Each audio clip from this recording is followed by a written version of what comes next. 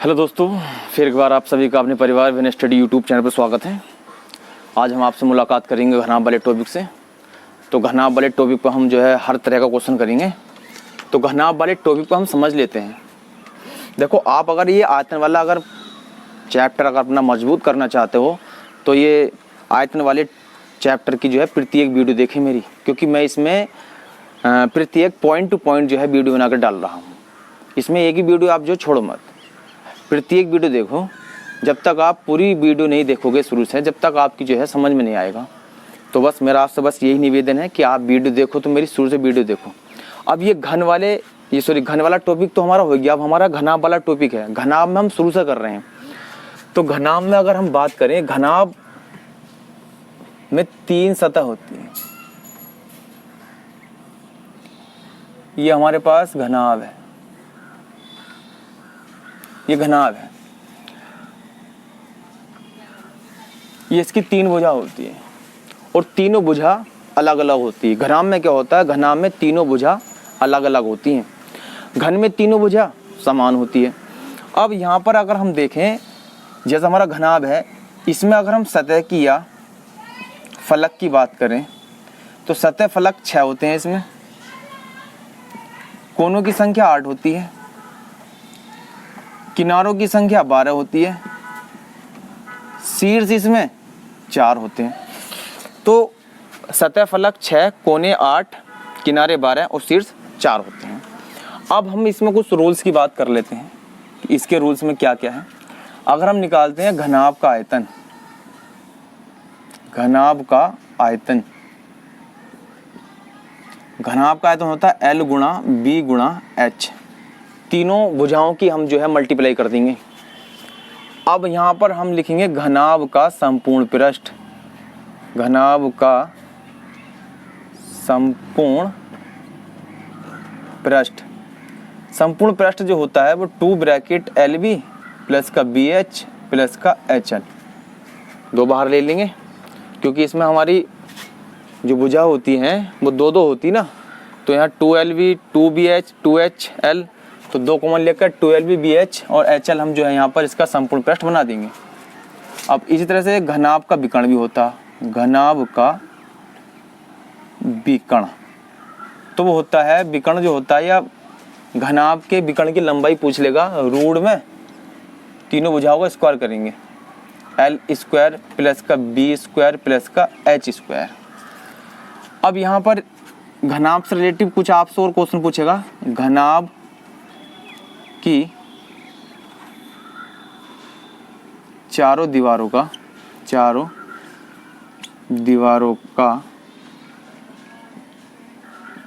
क्षेत्रफल वो होता है 2 ब्रैकेट LB इंटू H। या कमरे की चारों दीवारों का क्षेत्रफल आपको दे देगा, कमरे की चारों दीवारों का क्षेत्रफल दे देगा आपको, या फिर घनाभ की चारों दीवारों का क्षेत्रफल आपसे पूछ लेगा। तो इसमें कुछ भी दे सकता है। तो ये हमारे कुछ पॉइंट थे, इसे एक बार और समझ लो। घनाभ का आयतन L गुणा B गुणा H, घनाभ का संपूर्ण पृष्ठ 2 ब्रैकेट LB BH HL, घनाभ का विकर्ण L square B square H square root के अंदर, घनाभ की चारों दीवारों का क्षेत्रफल 2 ब्रैकेट LB प्लस H गुणा में।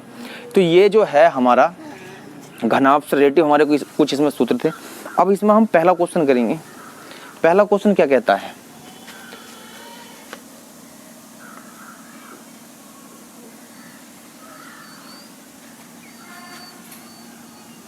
पहला क्वेश्चन है जो आपकी स्क्रीन पर है।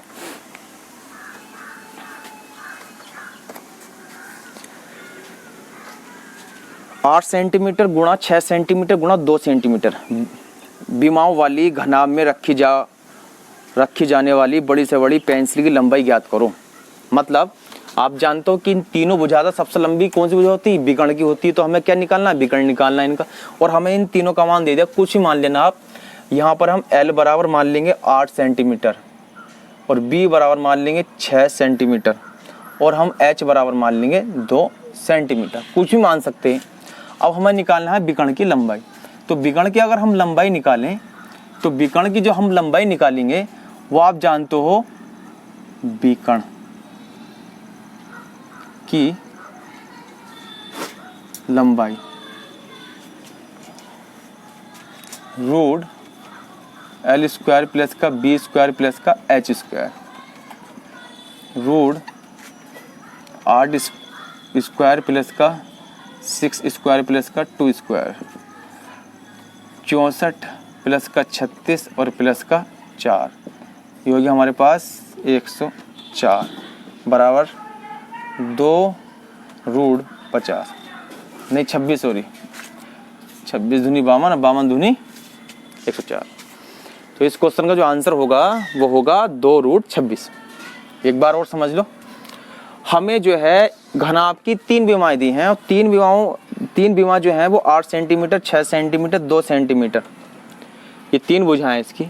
और इसमें पूछा है कि घनाभ में रखी जा सकने वाली बड़ी से बड़ी पेंसिल की लंबाई, मतलब बड़ी से बड़ी अगर आपसे पूछेगा घनाभ में तो उसका हम विकर्ण निकालेंगे, क्योंकि तीनों भुजाओं से बड़ी भुजा जो होती है वो विकर्ण की होती है।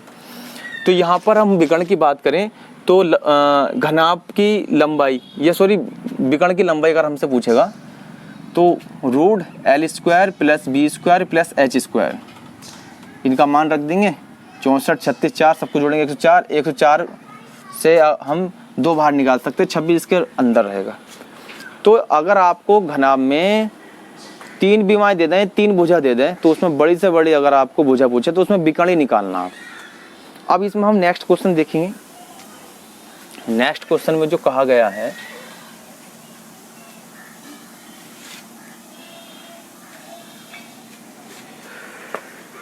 नेक्स्ट क्वेश्चन जो है वो कहता है, आपके डिस्प्ले पर भी है, किसी कमरे की चारों दीवारों का क्षेत्रफल 660 वर्ग मीटर है, उसकी लंबाई चौड़ाई की 2 गुनी है। यदि कमरे की ऊंचाई 11 मीटर हो तो उसके आधार का क्षेत्रफल। अगर हमारे पास कोई एक कमरा है तो उस कमरे की चारों दीवारों का जो क्षेत्रफल दे रखा है वो 600, तो कमरे की चारों दीवारों का जो क्षेत्रफल होता है वो 2 bracket L plus B into H, ये होता है 2 ब्रैकेट एल बी और गुणा में एच और बराबर 660। अब हम यहाँ से इन तीनों के मान निकालेंगे, क्योंकि हमें उसने ऊंचाई दे दी, ऊंचाई बराबर दी 11 मीटर और उसने कहा कि उसकी लंबाई चौड़ाई की 2 गुनी है। तो लंबाई और चौड़ाई x मान लेंगे, इसे 2x मान लेंगे, तो 2 गुणा एल बी को जोड़ेंगे 3x गुणा h बराबर 660, सॉरी h का मान रख लेंगे 11, 11 छंग 66 60, 2 दूनी 6 और 6 दूनी 60, x बराबर कितना आ गया हमारे पास 10, ये हो जाएगी 20, ये हो जाएगी 10। अब हमसे पूछा है आधार का क्षेत्रफल। जो कमरा है उसका जो आधार है वो आयत का रूप होगा, क्योंकि दीवार है नहीं उसमें, नीचे आए उसमें जो आधार है उसका वो आयत का रूप होगा। तो आयत में क्या मिलता है हमें, एल गुणा बी। तो यहाँ पर कमरे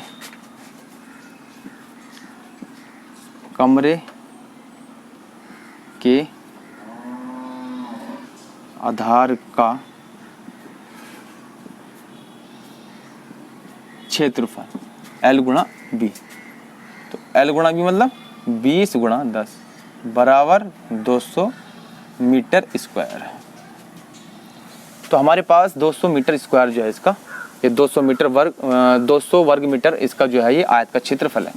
एक बार और समझ लो जो क्वेश्चन ने कहा। क्वेश्चन ने कहा था कोई कमरा है, उसकी चारों दीवारों का क्षेत्रफल दिया है 660, तो 660 में हमें इन तीनों का मान चाहिए। तीनों का मान नहीं चाहिए तो 2 का मान चाहिए, तभी हम एक दूसरी भुजा का मान निकाल सकते हैं। अब उसने कहा कि ऊंचाई दे दी उसने 11 मीटर, उसने कह दिया कि लंबाई जो है वो चौड़ाई की 2 गुनी है, तो इसे हम x मान लेंगे, इसे हम 2x मान लेंगे। तो अब हमारे पास 2x और x 3x, h का मान 11 रख दिया हमने, ये हो गया हमारे पास 2 गुणा 3x गुणा 11 डिवाइड कर लिया 60, 2 या 6 10 बार काटे, x वैल्यू आएगी 10, 10 दूनी 20, 10 में 10। अब उसने पूछा कि कमरा जो है उसका आधार का क्षेत्र में निकालना एल गुणा बी, तो एल गुणा बी से हमने इसका मान निकाल लिया 200 वर्ग मीटर आ गया। तो इसमें अब हमारा एक नेक्स्ट क्वेश्चन हो रहा है, भाई मैं उम्मीद करता हूँ आप सबकी जो है ये क्वेश्चन समझ में आ रहे होंगे, क्योंकि मैं आपको ना तो ज़्यादा स्पीड से करा रहा और ना ही ज़्यादा मैं आपको स्लो करा रहा हूँ। कोई भी क्वेश्चन मीडियम करा रहा हूँ ताकि जो है आपकी हर क्वेश्चन समझ में आ जाए बहुत अच्छे से। ये आयतन वाला जो चैप्टर है ना, ये पूरा चैप्टर कराऊंगा और हर लेवल का हर तरह का क्वेश्चन जो है मैं अपनी वीडियो में डाल दूंगा। तो बस ध्यान रहे, आपको प्रत्येक वीडियो देखनी है आयतन की। अगर आयतन आपको मजबूत करना है, आयतन अगर आपको नंबर 1 बनाना है, क्योंकि इसमें जितने भी पॉइंट हैं, घन हो, घनाभ हो, बेलन हो, शंकु हो, गोला हो, तो इसमें आपको हर तरह का क्वेश्चन मिलेगा। तो इसमें हमारा नेक्स्ट क्वेश्चन आपके डिस्प्ले पर है। इसमें कहा है कि किसी कमरे के आधार का क्षेत्रफल 4 मीटर 3 मीटर है तथा ऊंचाई 3 मीटर है। सभी दीवारों तथा छत के रंग को रंगा गया है। रंगा गया एवं भाग का क्षेत्रफल ज्ञात करें। बाहरी भाग का, सॉरी 1 मिनट, इसे हम सही तरह से पढ़ता हूँ मैं। किसी कमरे का आधार का क्षेत्रफल 4 मीटर है 3 मीटर है तथा ऊंचाई 3 मीटर है। सभी दीवारों तथा छत को रंगा गया भाग का क्षेत्रफल ज्ञात करना है। तो अब हमने यहाँ से जो है एक कोई हमारे पास घन है, तो उसमें हमें ये मान दिए हैं L, B और H। एल बी जो हमारे पास शुरू में दी गई है वो कोई से मान लो 4 मीटर 3 मीटर और ऊंचाई दी है 3 मीटर। अब हम निकालेंगे क्या, हम निकालेंगे इसमें सबसे पहले चारों दीवारों का क्षेत्रफल। चारों दीवारों का क्षेत्रफल 2 ब्रैकेट L प्लस का B इंटू H। 2 गुणा 7 गुणा 3 बराबर आ गया 42 मीटर स्क्वायर। अब हम निकालेंगे छत का क्षेत्रफल L गुणा B, क्योंकि छत जो होगी वो आयत के रूप में होगी। L गुणा B मतलब 3 गुणा 4 बराबर 12। अब इस पर जो है वो क्या होगा, रंग होगा, क्योंकि छत पे और चारों दीवार पर रंग होता, फर्श पर रंग होता नहीं है। तो हमारे पास कितना आ जाएगा 54 मीटर स्क्वायर। यही हमसे पूछा है, यही क्या हमारा आंसर है। तो इस तरह के क्वेश्चन आएंगे आपके, जैसा लेखपाल का पेपर आएगा उसमें आएंगे, और ऐसे सीजीएल में भी आते हैं ये क्वेश्चन। और इसके अलावा आपका जो यूपीएससी का एग्ज़ाम होगा, पुलिस का होगा, उन सब में ये क्वेश्चन आते हैं। तो इन पर अच्छे से प्रैक्टिस करना। अब इसमें एक क्वेश्चन हो रहा है, नेक्स्ट क्वेश्चन है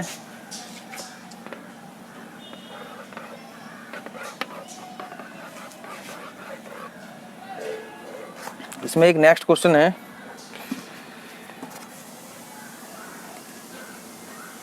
दो 6 सेंटीमीटर भुजा वाले घनों को मिलाकर एक 12 सेंटीमीटर वाला घन बनाया गया। घन का संपूर्ण पृष्ठ क्षेत्रफल ज्ञात करो। 12 सेंटीमीटर वाला घनाभ बनाया गया वो। अब आप मुझे एक बात बताओ, अगर मैं यहाँ पर 2 घन बनाऊं, कितने घन बनाऊं, 2, 1 2, एक ये है,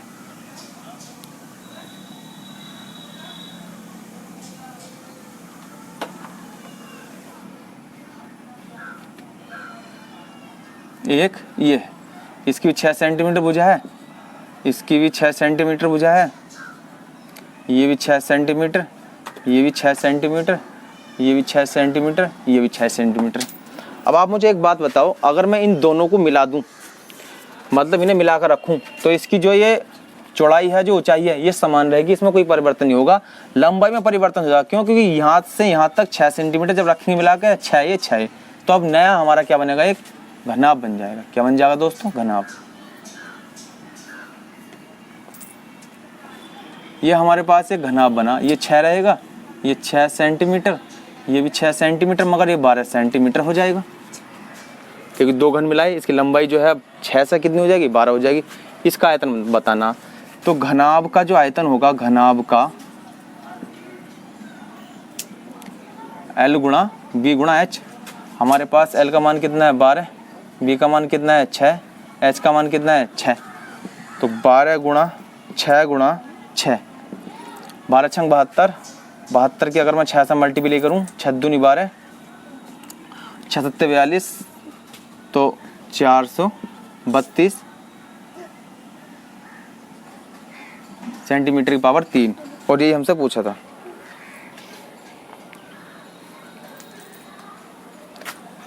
ये तो हमने आयतन निकाल दिया। हमसे पूछा है संपूर्ण पृष्ठ, तो आयतन निकाल दिया, कोई बात नहीं है। आयतन भी आपको जो है पता होना चाहिए कि आयतन हम इस तरीके से निकाल लेंगे। अब हम इसमें जो है संपूर्ण पृष्ठ निकाल देंगे। घनाभ का संपूर्ण पृष्ठ, H बराबर होगा 6 सेंटीमीटर, B बराबर होगा 6 सेंटीमीटर, L बराबर होगा 12 सेंटीमीटर। घनाभ का संपूर्ण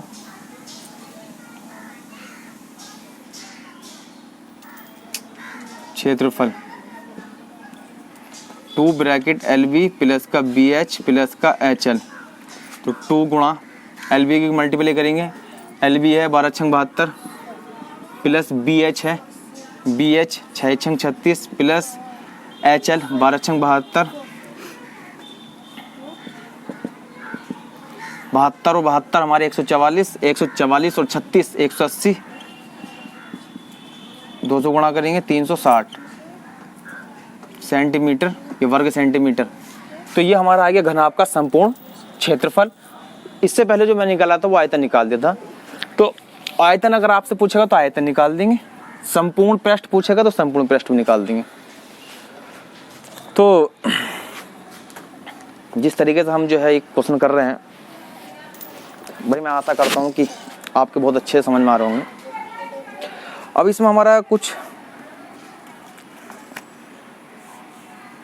अलग से क्वेश्चन है तो यही, मगर इसमें पूछा गया है कि एक बड़ा घन देगा, उसमें से बड़ा घनाभ देगा और उसमें से हमें छोटे घनाभ की संख्या निकालनी है। एक तो आपको देगा बड़ा घनाभ, उसमें आपको छोटे घनाभ की